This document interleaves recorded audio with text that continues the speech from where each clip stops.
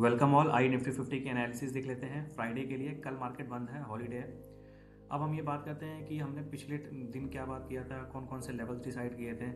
Clearly हमारा discussion ये था कि अगर निफ्टी 25,630 के ऊपर रहता है तो हम जो भी ट्रेड प्लान करेंगे वो बुलिश ट्रेड प्लान करेंगे।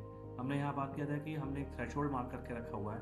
इस थ्रेशोल्ड के ऊपर जब भी मार्केट रहेगा तो मार्केट बुलिश है, और इस थ्रेशोल्ड के नीचे अगर मार्केट आता है, सस्टेन करता है, तो मार्केट बियरिश है।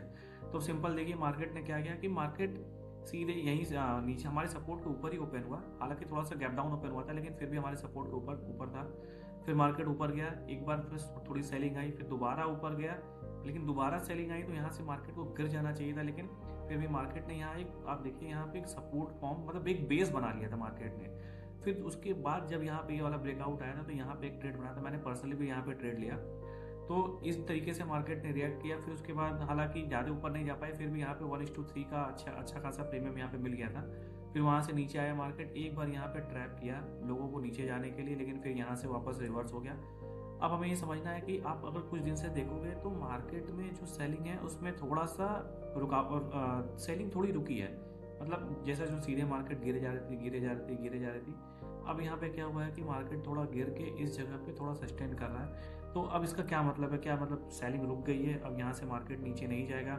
जो हम डिस्कस किए थे कि 25,360 का भी लेवल आ सकता है, इस ये सब लेवल आएंगे या नहीं आएंगे, सारी चीज़ों पे हम बात करते हैं। और हम ये भी जानेंगे कि कल फ्राइडे वाले दिन इंट्राडे लेवल पे कौन कौन से लेवल्स है जिन पे हमें दोबारा ट्रेड मिलेगा।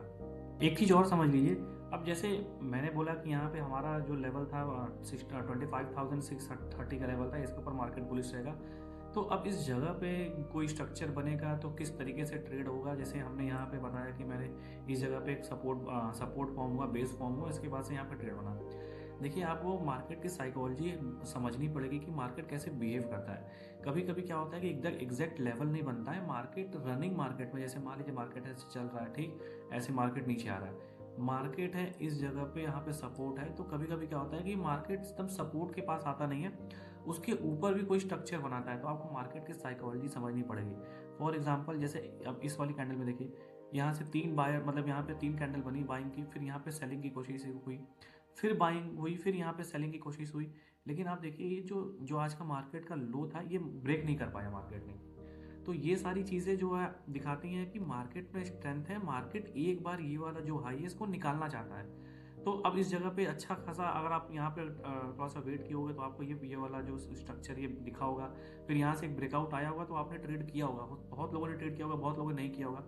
लेकिन आपको कभी कभी क्या होता है कि जो थोड़ा सा जो साइकोलॉजी होती है आपको समझनी पड़ेगी, और रनिंग मार्केट में अपना दिमाग लगाना पड़ेगा कि अच्छा मार्केट इस तरीके से चल रहा है। अगर मार्केट ये लेवल ब्रेक नहीं कर रहा है तो फिर क्या कहना चाह रहा है मार्केट, यहाँ से मार्केट में स्ट्रेंथ कब आएगी, कौन से लेवल्स इंपॉर्टेंट्स है। तो बहुत सारी चीज़ों को आपको जो डिसीजन लेना पड़ता है वो तुरंत लाइव डिसीजन लेना पड़ेगा लाइव मार्केट में। तो ये सब सारी चीज़ें इस तरीके से क्या होगी, आपकी जो ट्रेडिंग एक्यूरेसी है उसमें भी इंप्रूवमेंट होगी। ये टाइम फ्रेम, आइए इस पे मार्केट का स्ट्रक्चर समझ लेते हैं। अब देखिए, मार्केट ने यहाँ से ब्रेकआउट दिया था, उस ब्रेकआउट का फेलियर आया, ठीक। अब यहाँ पे अच्छा खासा मार्केट गिरा, लेकिन आप देखेंगे 2-3 दिन से मार्केट इस वाले जोन में मार्केट थोड़ा वेट कर रहा है। लेकिन क्लियरली देखा जाए तो मार्केट ने ब्रेकडाउन तो दे दिया है। ब्रेकडाउन दे के मार्केट जो सस्टेन कर रहा है इसके नीचे ही सस्टेन कर रहा है। अब अगर मैं बोलूँ तो अगर एज ए प्राइस एक्शन यहाँ से फिर मार्केट में एक अप डाउन साइड का मूव तो आ सकता है, ठीक। लेकिन अब यह क्या है कि मार्केट कभी सीधे नहीं गिरता है, मार्केट थोड़ा सा रुकता है, या तो थोड़ा सा क्या कहते हैं कि रिट्रेस करता है, फिर ऐसे गिरता है। तो अब यहाँ पे जब तक कोई अच्छा, जैसे कोई, मेरे कहने मतलब है कि ये जो ब्रेक डाउन हुआ है इस जगह पे एक अच्छी कैंडल बननी चाहिए जो आपको कंफर्मेशन दे कि अब ये जो यहाँ से सेलिंग होने वाली है ये कंटिन्यू होने वाली है, ठीक है। अगर मान लीजिए अब मार्केट यहाँ पे सस्टेन कर रहा है, कहीं अगर यहाँ पे आपने सेल की पोजीशन बना ली, मान ली किसी ने पोजिशनल ट्रेड बना लिया कि ठीक है अब यहाँ से यहाँ तक वाला लेवल जो है हम देखेंगे सेल साइड में, लेकिन फिर मार्केट ने यहाँ से रिवर्स कर लिया तो सारे के सारे सेलर्स ट्रैप हो जाएंगे। तो मार्केट ट्रैप भी करता है, तो आपको ट्रैप भी समझना पड़ेगा। तो इसके लिए सबसे अच्छा अगर वो रहेगा कि इस जगह पे कोई अच्छी कैंडल बने, कोई अच्छी बियरिश कैंडल बने जो ये बताए कि यहाँ से मार्केट जो फॉल है वो कंटिन्यू हो सकता है, तो वो सेटअप ज़्यादा अच्छा रहेगा। ये है 15 मिनट का चार्ट। अब हम समझते हैं कि फ्राइडे वाले दिन हम क्या कर सकते हैं। जैसे कि पहले भी हमने डिस्कस किया था कि एक सपोर्ट एरिया है, बहुत स्ट्रॉन्ग सपोर्ट नहीं लेकिन सपोर्ट एरिया, जैसे हमने थ्रेशोल्ड मार्क किया था, वो सपोर्ट है 25,630 से लेकर 25,600 तक का। ये मैंने सपोर्ट जोन मार्क कर दिया ऑलमोस्ट, आप ये लिखिए यहाँ, ठीक। ये मैंने सपोर्ट जोन मार्क कर लिया। ये एक जोन है, जब तक इस मार्केट इसके ऊपर रहेगा आपको बार बार बाउंस बैक देखने को मिलेगा। फिर उसके बाद एक और सपोर्ट है 25,550 का, ये भी मार्क कर दे रहा हूँ, ये यहाँ पे एक ये सपोर्ट है। फिर एक अगला सपोर्ट है 25,350 का इस जगह पे, ठीक। अब ये देखिए, अब इसमें कर क्या सकते हो आप, अगर मार्केट यहाँ से इस जगह से जब तक इसके ऊपर रहेगा तब तक आपको एक बाउंस बैक देखने को मिल सकता है। आप देखिए इसके ऊपर रहेगा तो आप जब भी ऊपर रहेगा आप एक कॉल साइड का ट्रेड प्लान कर सकते हो, या मार्केट जहाँ भी ओपन होता है या फिर इस जगह पर कोई स्ट्रक्चर बनाता है तो आप साइड का ट्रेड प्लान कर सकते हो। अब रही बात सेलिंग की, तो सेलिंग होगी कब, मार्केट में वीकनेस, देखिए ओवरऑल तो मार्केट वीक है, लेकिन मार्केट में वीकनेस तब बढ़ने लगेगी जब मार्केट 25,600 को निकालने लगेगा, इसके नीचे आने लगेगा। ये लेवल अगर निकालने लगा मार्केट तो फिर आप समझ लीजिए फिर थोड़ी सी सेलिंग की जो स्पीड है वो तेज हो सकती है। फिर आपको यहाँ मार्केट में सेलिंग देखने को मिल सकता है। फिर ये जो लेवल है 25,350 तक का लेवल, ये इजीली अगर मान लीजिए मार्केट 25,600 से लेकर 25,550 तक को इस लेवल को निकालता है तो आपको एक sharp selling, sharp in the sense की थोड़ी सेलिंग में तेज होती हुई आपको दिखेगी।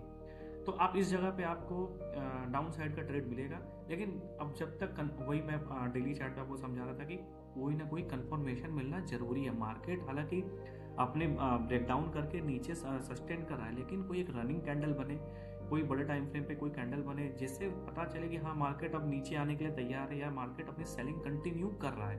क्योंकि ऊपर से मार्केट सेलिंग जोन में था, नीचे आते गया, अब जब मार्केट रुका है अब ये सेलिंग दोबारा कंटिन्यू होगी नहीं कंटिन्यू होगी, उसके लिए आपको एक रेड कैंडल चाहिए या तो थोड़ा सा फॉल चाहिए। तो ये सारी चीज़ है। अब और देखिए इसमें एक चीज़ और मैं आपको बता दे रहा हूँ कि कभी कभी क्या होता है कि जब मार्केट इस तरीके के सपोर्ट के नीचे होता है, जैसे मान लीजिए कि ये सपोर्ट था, ठीक, अब मार्केट इसके नीचे सस्टेन कर रहा है, तो बड़े प्लेयर्स क्या करते हैं कि किस तरीके से ट्रैप बनाते हैं, वो वेट करते हैं कि आप इनके नीचे, ये आपको ब्रेकडाउन दिख गया है, आप इसके नीचे आप अपना पोजीशन बनाओ, सेल साइड का पोजीशन बनाओ। जब पोजीशन बन जाती है उनको लिक्विडिटी मिल जाती है, फिर उसके बाद ये मार्केट को यहीं से रिवर्स कर देते हैं ताकि सारे के सारे सेलर्स ट्रैप हो जाए।